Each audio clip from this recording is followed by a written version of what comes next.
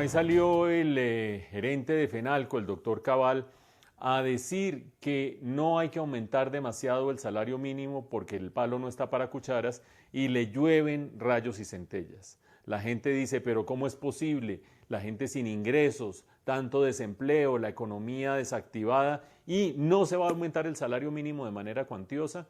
Pues vean ustedes, aquí hay dos posiciones.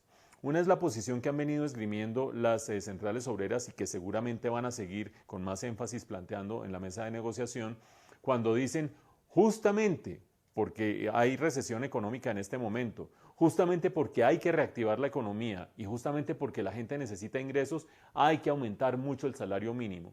Eso le permite a los asalariados tener más ingresos, gastar más y recuperar la economía. Punto número uno, manera de ver las cosas de un lado. En el otro lado hay que tener presente lo siguiente. El trabajo no es el único factor productivo, sino que se combina con el capital. De hecho, en los últimos 5 o 6 años en Colombia sucedió un fenómeno que hemos discutido en este noticiero.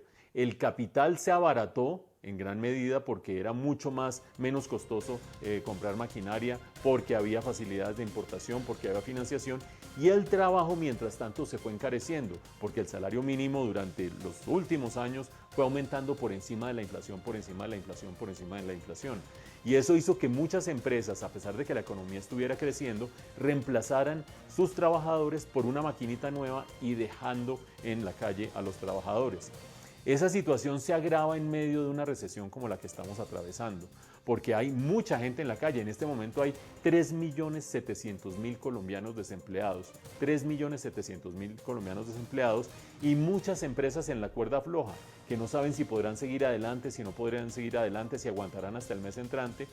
En ese contexto, subir los salarios más allá de la inflación y la productividad laboral lo que hace es poner en tela de juicio la viabilidad de muchas empresas o poner a muchas empresas a pensar, ¿será que yo no contrato más gente? ¿Será que a los que tengo me quedo con todos ellos o me quedo con algunos?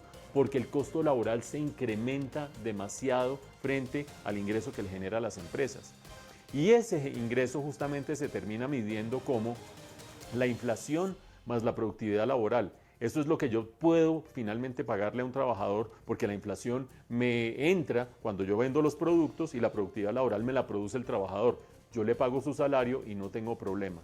Sin embargo, si aumentan los salarios por encima de esas dos variables, inmediatamente en términos reales, en términos comparados con la inflación, el trabajo se vuelve demasiado costoso para los empresarios. Volvamos al punto de partida.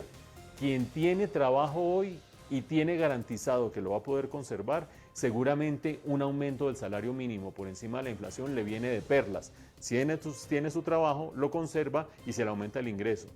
Quien no tiene garantizado su trabajo y ve que se le aumenta el salario mínimo y el empleador como que no sabe si sí o si no, tambalea su trabajo. Y todos los que están desempleados en este momento difícilmente se emplearían si hay un aumento del salario mínimo por encima de la inflación más la productividad laboral. En ese contexto creo que efectivamente decir que el aumento del salario mínimo debe estar entre 2 y 3% es responsable.